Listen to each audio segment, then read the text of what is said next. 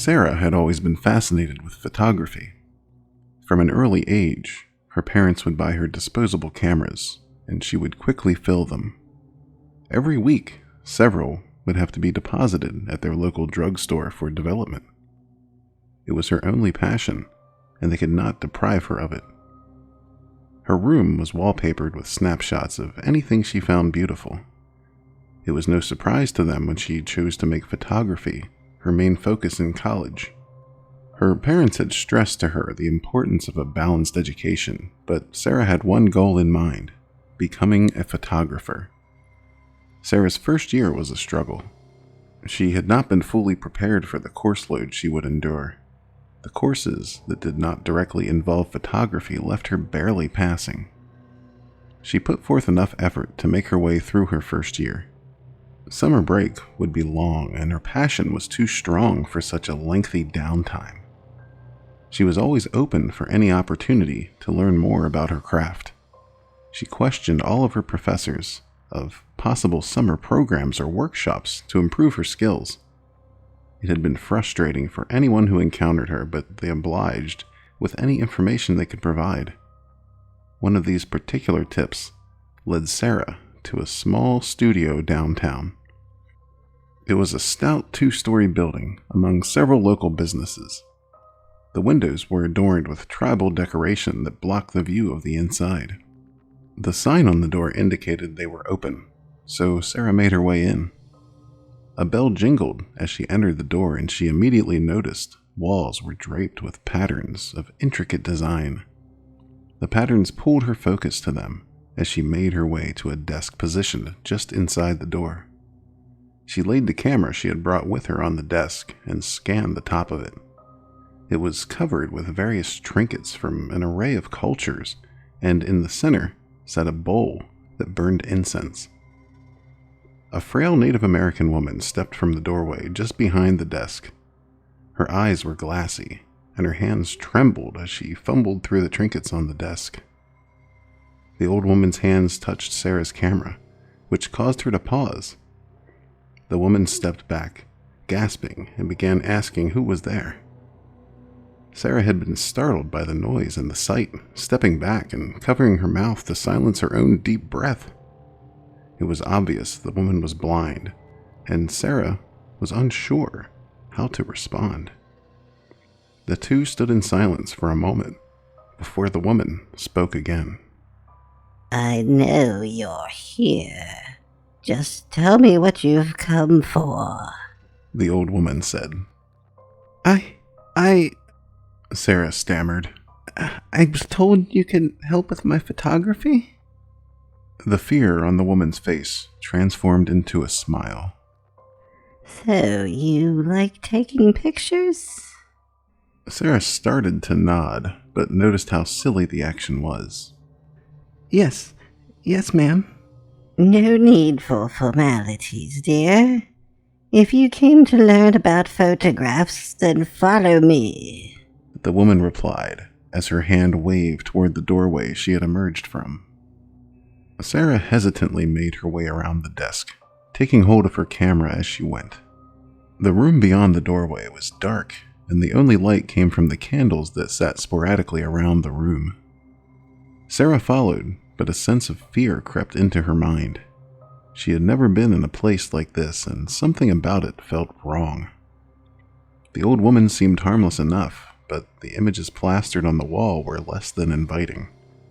Each one was a close captured image of a person's face. They appeared to be taken without notice, and there was shock in the eyes of each subject. Who are all these people?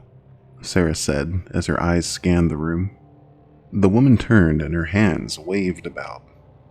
"I like to take pictures of the students I teach." Why do they look so surprised? Sarah asked as she touched a picture of a young Hispanic girl. The woman laughed slightly. "Well, when you can't see sometimes, you don't take the best pictures.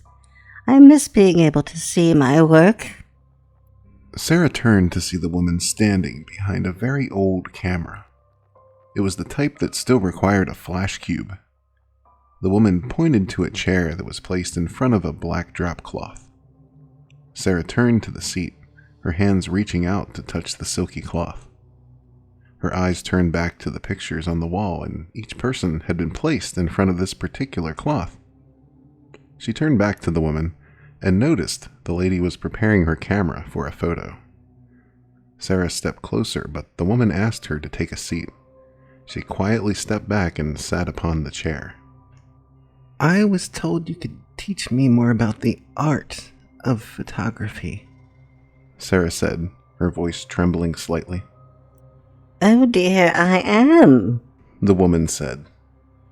Did you know that some cultures believe that having your photograph taken can capture the soul? Sarah nodded while looking to the exit. Yeah, I have heard that legend. The woman leaned around the camera with a smile. How about auras? You know, the colored patterns of light that show your essence.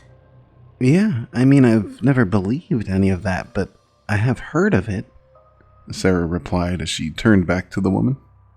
Good. The woman said. What if I told you that this camera is special and can capture that aura? The idea was silly and made Sarah laugh, but it disarmed her for a bit, thinking the woman must be senile. Her laughing face was flashed with light as the picture was taken. Sarah's smile fell to a neutral position as soon as the room became dark again. She sat stoic on the chair as the woman stepped from behind her camera. Her eyes were lit with a bright green, and her graying hair had returned to its natural black hue.